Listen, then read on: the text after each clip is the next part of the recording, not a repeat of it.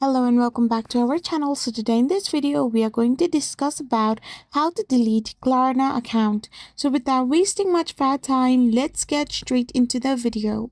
So to delete your Klarna account, you'll first need to settle any outstanding payments and then contact Klarna's customer service to initiate the closure. So once closed, you will no longer be able to log in, view past purchases, or access your account information. So for this, you can simply go and tap on privacy, and there you can find the option called my privacy request.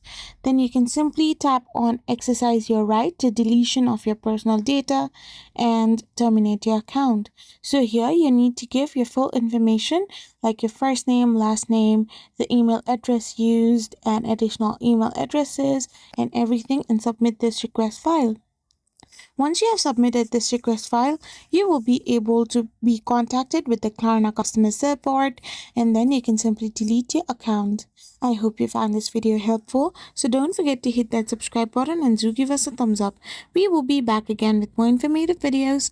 Thank you for watching.